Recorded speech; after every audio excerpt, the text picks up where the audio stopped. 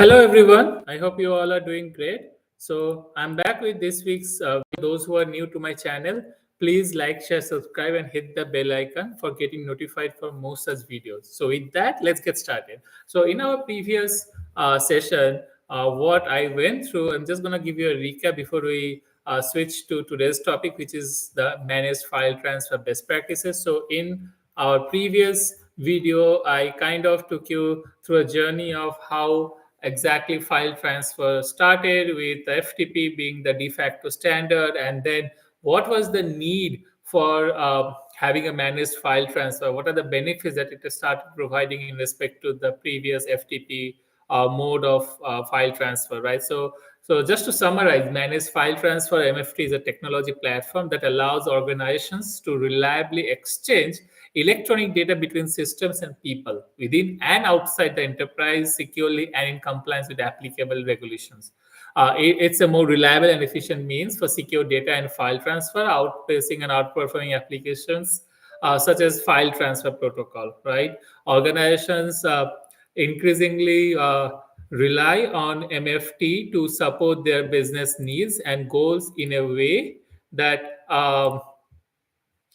goals in a way that FTP cannot. Now, FTP presents many challenges such as data security gaps, lack of visibility when a problem occurs, timely manual recovery from failures, and costly SLA fees due to poor performance. All right. Now, having said that, let's move on to the MFT best practices. So, what are the benefits, the best practices of MFT? So, if you observe this specific diagram, MFT gateway is gives you a centralized location for all your file transfers. So instead of having different holes in the same wall for different kind of integration, let's say application to application, business to business, human to application, things like that. Now you have a single location through which all your file transfers are happening, right? So it helps you centralize your file transfer. So over here, where does it say you have all your internal applications within your corporate network, and then you have this internet, which is the external entities, and then within your intranet and your internet, there is something called behind your firewall. There is something called DMZ or demilitarized zone. So your demilitarized zone is where typically within your corporate network, just front ending the DMZ is where you basically install your MFT platform, right? So MFT gateway interacts to the internet through DMZ zone, right? That's kind of the architecture. Now it helps, as I mentioned, close gaps to the external world. It helps you centralize all your file transfer protocols. And if you see over here, it also helps you optimize your B2B and internal integration. So all your application to application or business to business integration is now happening through MFT gateway. All right. Now, what in respect to external extending that to other like integration patterns that we spoke about, like multi-site integration, right?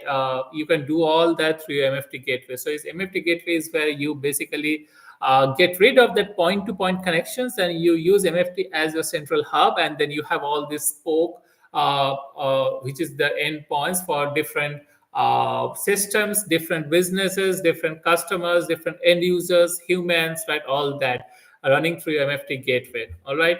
Now, how about the covering the human element of it? So, if it is like a portal file service, if we spoke about this pattern, right? Everything is running through your MFT gateway, right? So, it also covers the human element of it.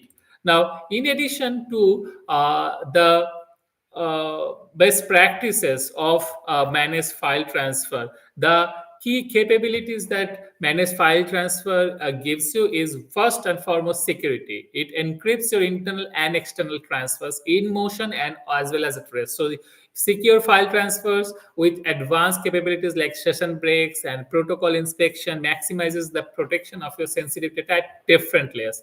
The other good thing about managed file transfer that you get, to summarize, is simplified file transfer. It offers timely and flexible data transfer across a range of file transfer activities and support for multiple file types like including multimedia, PDFs, email, XML, EDI, and more. So both like unstructured, semi-structured, and structured data. It also gives you, the good thing is the visibility. It gives you a 360-degree visibility almost in near real time. So companies can see who is transferring the files, what are they sharing, the volume passing through the system. So potential issues like delays and failed transfers are also visible before they impact the downstream business processes or become missed SLS for a huge fine, right, to that business.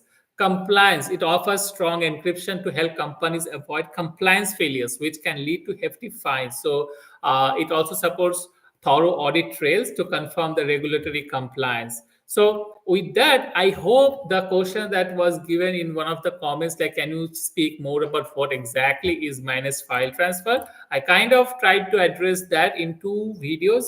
The first one is where I tried to cover the background of why MFT and what is MFT, and then the second thing is what are the best practices and what are the benefits of managed file transfer. Please let me know in the comment section if you have any other questions around managed file transfers.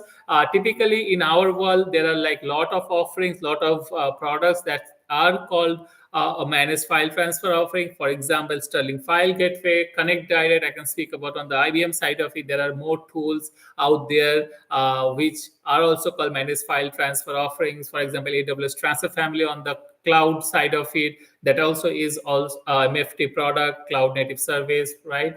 So I hope this was useful to all of you. Again, those who are new to my channel, please like, share, subscribe, and also hit the bell icon. And please let me know your feedback of what exactly is working, what is going wrong. If there's any feedback that I can take and kind of incorporate in my further like future videos, it will be really helpful, right? So that I want to make sure the information that I have based on my experience is also helpful to in respect to the day-to-day job that you're doing in your EDI world, right? With that, I'm going to conclude this week's video and I'll see you next week. Thank you.